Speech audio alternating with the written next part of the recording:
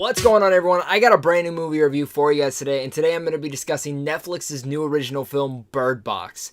Box is directed by Susan Bier and stars Sandra Bullock, Sarah Paulson, John Malkovich, Jackie Weaver, Machine Gun Kelly, B.D. Wong, and really, the cast goes on from there. Bird Box is a film that I find really quite interesting to come out this year because, one, it parallels A Quiet Place, because A Quiet Place was all about not talking and being as quiet as possible, and Bird Box is all about not seeing and not being able to see anything, because they have to wear blindfolds throughout the whole entire film, because due to the fact is, this film is about a woman and a pair of children who have to wear blindfolds and make their way through a dystopian setting along a river while going back and forth between time periods and showing how this happened and what was going on. Is it monsters? Is it demons? Is it creatures? Because for some reason, when people see these things, they end up killing themselves.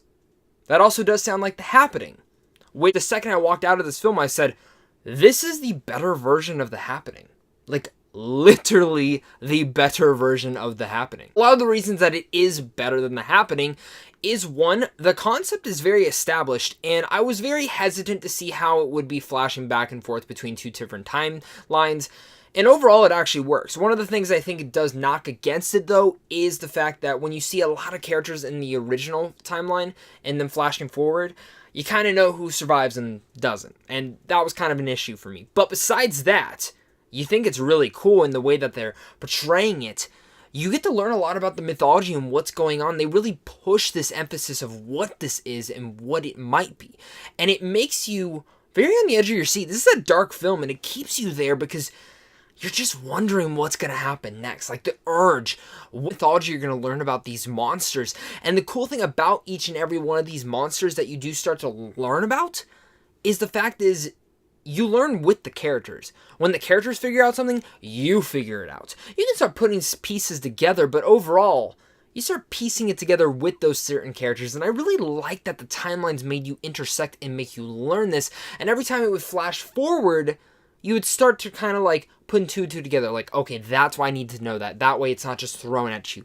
This film could have easily been a very quiet film, just moving through people wearing blindfolds and just trying to survive. And certain pieces that really furthered out this world and made it a little bit stronger. But might I say one thing? Hollywood, please stop underusing Sarah Paulson. She is such a fantastic actress, and she's barely in this movie. In fact, a lot of these actors kind of pop up and you're like, oh my god, Machine Gun Kelly. Oh my god, is that John Malkovich? B.D. Wong? Sarah Paulson? And really, it goes down from there. You see a lot of most notable actors and actresses in here that just show up.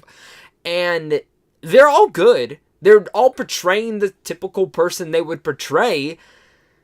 But I will say that Sandra Bullock gives the best performance in this film. She does such a great job. Like, she is just this overprotective, caring person who doesn't want to get attached to certain things, but as her character fleshes out, you understand why. She is a strong, dynamic character in here, and I think she was easily the best part of Bird Box. She was one of the reasons why this film was so strong, because she is our main lead, and she furthers every single moment in this movie with the portrayal on her face and the stress and the careness that she has in her, but also the way that she delivers each and every one of her dialogues. And I mean, this is something that we all know Sandra Bullock to have, but I have to mention it. Bird Box is a very strong film. It's an effective film. It keeps you on the edge of your seat. It keeps you understanding what's going to happen and keeps you intrigued overall with what's going to go on.